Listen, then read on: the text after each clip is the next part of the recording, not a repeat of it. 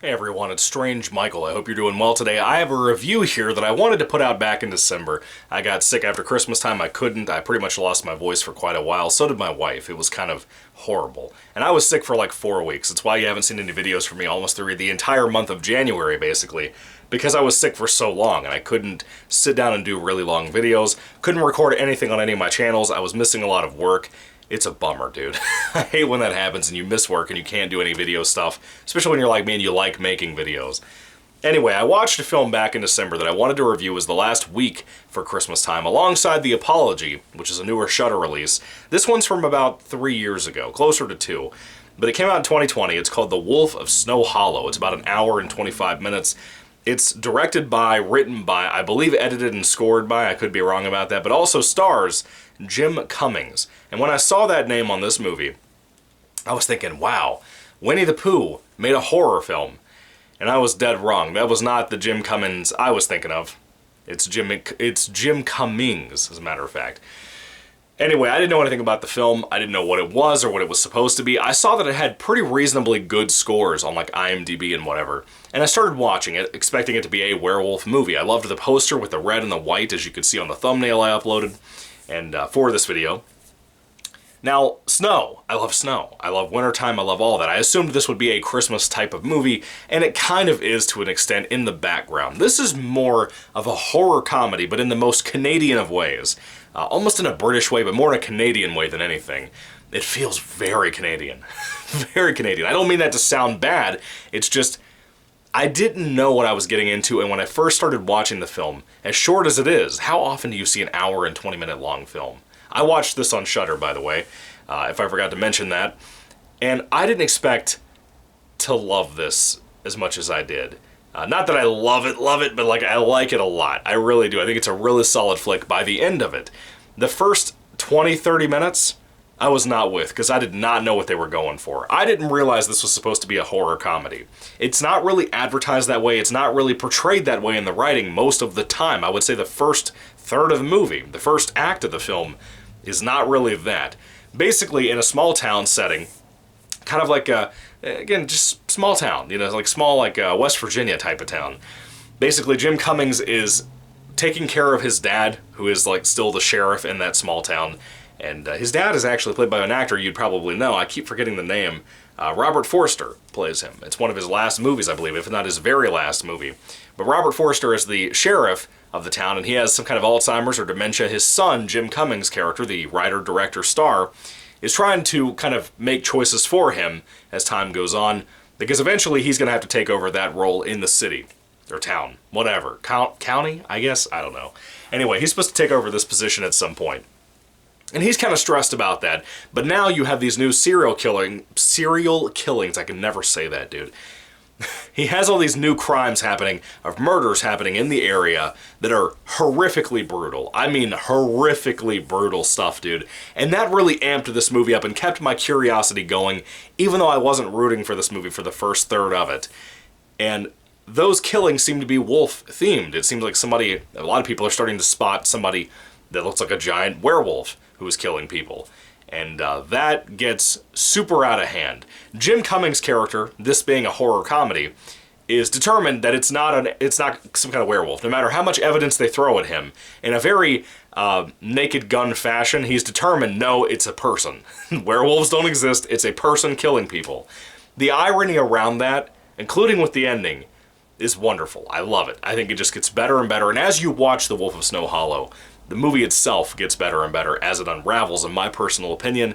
I think it truly, really honestly, becomes funnier as it goes along. It is a brutal, violent film when it gets to those moments. It has some heart to it at times in the writing and in the acting. I think everybody cast here, including the daughter character of Jim Cummings, is good. Robert Forster is good, as old as he is and probably as sick as he was at the time. He just did great here. Everybody did a good job. Jim Cummings tries his best with all the things, all the hats that he has to wear, all the things he has to juggle. He pulls off all of it. I really think that. The man is extremely talented, is what I want to tell you. The writing is solid for the most part, and like I said, it gets more funny as it goes along. Some of my favorite things in this movie are when Jim Cummings, as a deputy, or whatever he is supposed to be, or even a sheriff at that time, whatever it was in the film, he argues all the time with this guy in the town who does autopsies. And I love the arguments. There's one in particular that really escalates in a really funny way. I love that too. The look of the movie feels kind of cheap sometimes, but other scenes feel really sharp, very well done. I don't even know how to explain that. It kind of goes hand in hand with like the special effects or the CGI, or they're really just, to me, they seem like more of practical effects than anything. I would say there's very limited CGI in this movie.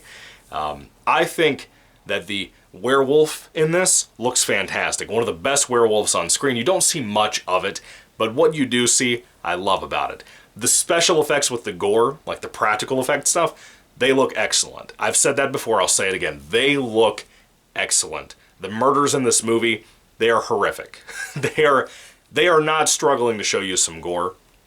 And again, there is a little bit of CGI, maybe 2 or 3 times in the film, very quick shots, very quick moments, I would say, that they really killed it with this movie when it comes to that particular section of it. If you like the gore, if you like that kind of thing, you will like this film, I think, in a lot of ways. If you understand that it's a horror comedy when you go into it. There's not really much more to say. The music didn't really stick with me. It's kind of fitting for the movie, but it was fine. It wasn't anything special. But overall, when it comes to The Wolf of Snow Hollow, I was very impressed with how much I enjoyed this. It's well made, but again, I'm not rooting for it all of the time.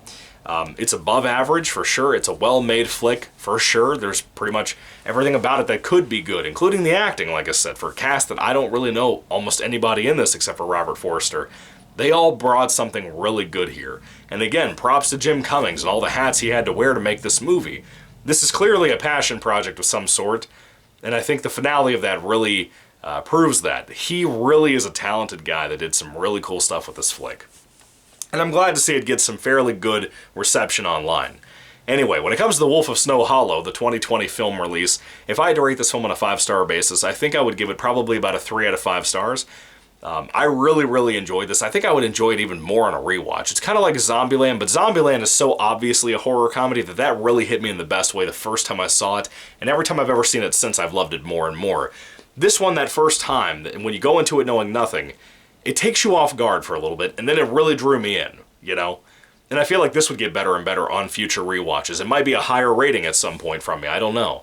But maybe one day I'll talk about it again, I don't know. But The Wolf of Snow Hollow, that's all I have to say for right now. Really enjoyed it, really recommend it to you folks who like werewolf films. It's pretty cool for what it is. I like it a lot.